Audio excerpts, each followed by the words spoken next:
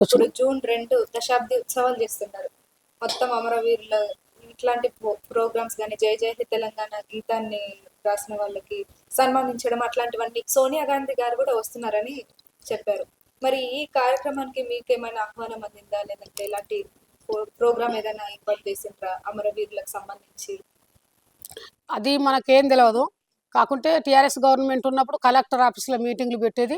మంచిగా అమరవీరుల కుటుంబాల పిలిచి సన్మానం చేసిచ్చి మంచి కార్యక్రమాలు చేసిండు కేసీఆర్ అప్పుడు. తర్వాత 2 సంవత్సరాలు మాత్రం కరోనా వచ్చిన సమయంలో చేయలేదు. మళ్ళీ తర్వాత నెక్స్ట్ ఇయర్ కూడా చేసిండు కేసీఆర్. అన్ని అమరవీరుల కుటుంబాల స్వాతంత్ర సమరయోధులను, ఉద్యమకారులకు సన్మానాలు చేసిండు. మరి ఈ గవర్నమెంట్ ఏం చేస్తుందో మనకైతే ఇంతవరకు ఇంటిమేషన్ ఏం రాలేదు.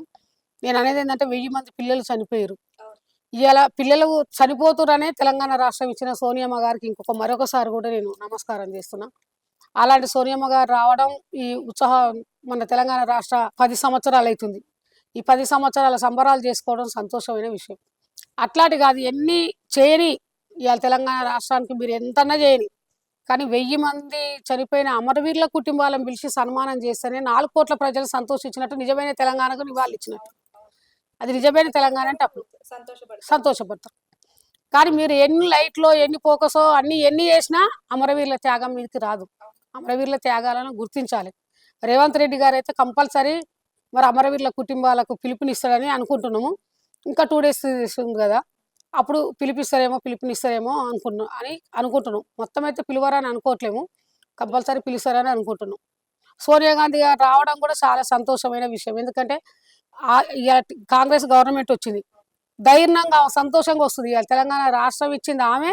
ఇవాళ ఇక్కడ ఉత్సవాలకు రావడం, మేడం రావడం మాకు కూడా సంతోషమైన విషయం. మీరు దగ్గరే ఉండి చూసింటారు ఆవిడ కడుపు కోతని, ఆయన పోరాటాన్ని. మీకు ఎట్లా అనిపిస్తుండే?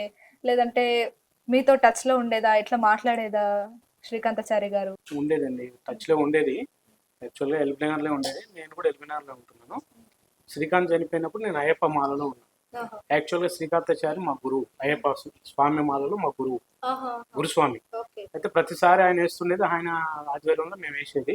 ఆ ఇయరే మేము వేసుకుంటాం అని చెప్పేసి డ్రెస్ గిట్లా తెచ్చుకున్నాడు. అక్కయ్య వద్దని చెప్పేటప్పుడు డ్రాప్ అయ్యాడు. డ్రాప్ అయినప్పటికీ మేము వేసేసినాం అన్నట్టు. యాక్చువల్గా ఇంకా నేను 3 రోజులు అయితే నేను శబరికి వెళ్ళేవాడిని. అయితే నవంబర్ 29 తారీఖు రోజు ఉదయం 10:30-11 గంటల ప్రాంతంలో కేసీఆర్ గారి అరెస్టు సందర్భంగా వీళ్ళు ఆల్రెడీ ఎల్బీనగర్ రింగ్ రోడ్లో ధర్నా చేస్తున్నారు. ధర్నాలో ఉన్నాడు తను. ఫోన్ స్విచ్ ఆఫ్ పెట్టాడు. అయితే నేను పక్కకే ఉంటుంది, నియర్ ఆఫ్లో ఒక 100 మీటర్స్లో టెంపుల్ ఉంటుంది, హనుమాన్ టెంపుల్. ఆ రోజు హనుమాన్ స్వాములు శబరి కాదు, వాళ్ళు మాల కట్టుకొని ఇరుముడు కట్టుకొని వెళ్తున్నారు. అక్కడ కార్యక్రమంలో నేను ఉన్నాను. ఏకదమ్ అక్కడ ఈ కేసీఆర్ గారు అరెస్ట్ అనగానే ఏమంటే పెట్రోల్ పోసుకోవడం కావడం, స్క్రోలింగ్ చూసి మా దోస్తులు ఫోన్ చేశారు. అరే శ్రీకాంతాచారి అని ఇట్లా సంగతి అని మా బావ వాళ్ళ తమ్ముడు ఆయన ఇంకొక అతను ఫోన్ చేశాడు. ఫోన్ చేసేటవరకల్లా నేను అప్పటికి ఎల్బీనగర్ రింగ్ రోడ్కి వెళ్ళాను నడుచుకుంటే. అప్పటికి వ్యాన్ వచ్చింది, తీసుకొని వెళ్ళిపోయిన తర్వాత ఇంకా నేను అందరికీ మా చిన్న అక్కయ్యకి ఫోన్ చేస్తే అక్కయ్య ఈమె పాస్వర్డ్ చేసింది అక్కయ్య. అప్పటికి డిఆర్డిఓలో ఆఫీస్కి హాస్పిటల్కి పోవడం జరిగింది. ఆ నుంచి మేము అక్కడికి వెళ్ళిన తర్వాత ఇదంతా జరగడం జరిగింది. అంటే బాగా ఏంటంటే ఉద్యమం అనేది అంతకుముందుకే. మీ ఫ్యామిలీలో ఎవరికైనా ఇలా ఉండేదా ఉద్యమం చేయాలని, లేదంటే పోరాట తత్వం? అంటే ఈయన ఏంటంటే ఉస్మానియా యూనివర్సిటీకి దగ్గర అనుబంధంగా చదివింది కాబట్టి, ఉస్మానియా యూనివర్సిటీలో ఏం జరుగుతున్నది కూడా దగ్గర అనుబంధంగా ఉండదు కాబట్టి బాగా ఇది చేశారు. ఈయన చదివింది తార్నాకలో కాబట్టి యూనివర్సిటీతో బాగా అనుబంధం ఉండేది.